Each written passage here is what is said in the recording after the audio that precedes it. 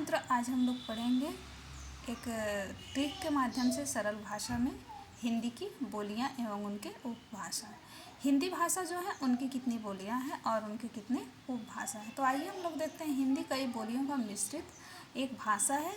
इसका क्षेत्र विस्तार हिमाचल प्रदेश से लेकर छत्तीसगढ़ और राजस्थान से लेकर बिहार तक है, जिसे हिंदी पट्टी कहा जाता है। हिंदी का स्वरूप 5 उपभाषाओं और 17 बोलियों में निर्मित है। यानी कि आपसे पूछ लिया जाए कि हिंदी की कितने उपभाषा है, तो 5 उपभाषा और कितनी बोलियां हैं। कहीं 17 देता है तो कहीं कभी कभी परीक्षा में 18 देता है, तो आप घबराइए मत। अगर 18 रहेगा तो 18 ऑप्शन दीजिए, नहीं तो 17 दीजिए।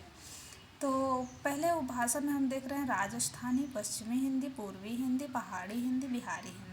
तो राजस्थानी की बोलियां हम देख रहे हैं। राजस्थानी की 4 बोलियां हैं, मारवाड़ी, मेवाती, मालवी, जयपुरी। और पश्चिमी हिंदी की बोली देख रहे हैं, इनकी 5 बोली हैं, कन्नौजी, खड़ी बोली, हरियाणवी, बुंदेली, ब्रजभाषा। तो सबसे प्रसिद्ध पश्चिमी हिंदी की ब्रजभाषा बोली है। इसको पूछा जाता है कि ब्रजभाषा का विकास किस उपभाषा से हुआ है, तो पश्चिमी उपभाषा से हुआ है। पूर्वी हिंदी की 3 बोली हैं, अवधी, बघेली, छत्तीसगढ़ी। इसको आप एक सरल ट्रिक से याद कर सकते हैं, ABC। यानी कि पूर्वी हिंदी में कितनी बोली आती है, ABC, 3 अक्षर, एक अवधी, बघेली, छत्तीसगढ़ी। पहाड़ी हिंदी की 3 बोलियां हैं, कुमाऊनी, नेपाली, गढ़वाली। पहाड़ी हिंदी की कहीं कहीं 2 बोलियां ही देती हैं, लेकिन कहीं कहीं जब इसको एक जोड़ दिया जाता है नेपाली को, तब यहाँ 18 बोलियां हो जाती हैं। बिहारी हिंदी की 3 बोलियां हैं, भोजपुरी, मगही, मैथिली। इसको भी आप एक सरल ट्रिक से याद कर सकते हैं, भोजपुरी या मैम। भोजपुरी, मगही, मैथिली। मैम से मैथिली हो गया मैम। भोजपुरिया मैम यानी कि भोजपुरी। मैम से मैथिली, म से मगही हो गया। और भाषाविद जॉर्ज ग्रियर्सन जब सबसे प्रसिद्ध भाषाविद हैं, इन्होंने कह रहे हैं कि पश्चिमी हिंदी और पूर्वी हिंदी को हिंदी के अंतर्गत मानते हैं और इसके सिवाय किसी भी बोली को हिंदी के अंतर्गत ये नहीं मानते हैं।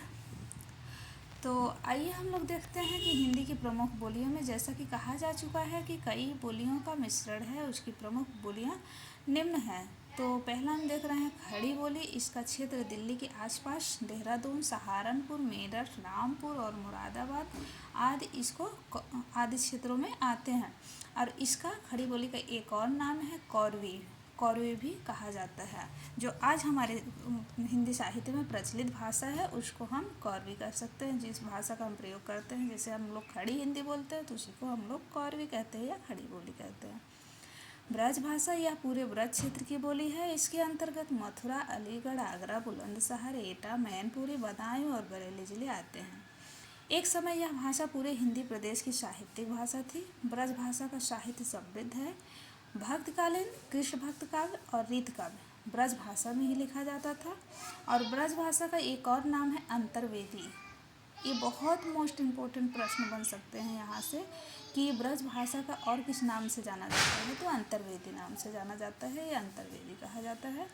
अगला हम देख रहे हैं अवधी बोली। यह पूरे अवध क्षेत्र में बोली जाती है। इसके अंतर्गत लखनऊ, लखीमपुर खीरी, सीतापुर, बाराबंकी, उन्नाव, अयोध्या, रायबरेली और प्रयागराज जिले आते हैं। तो दोस्तों, आज हम लोग देखें खड़ी बोली, ब्रजभाषा और अवधी। अगले वीडियो में हम लोग देखेंगे अन्य बोलियों के ऊपर। और वीडियो कैसी लगी आप लोग कमेंट में बताएं। वीडियो को लाइक करें, सब्सक्राइब करिए। जय हिंद, जय हिंदी।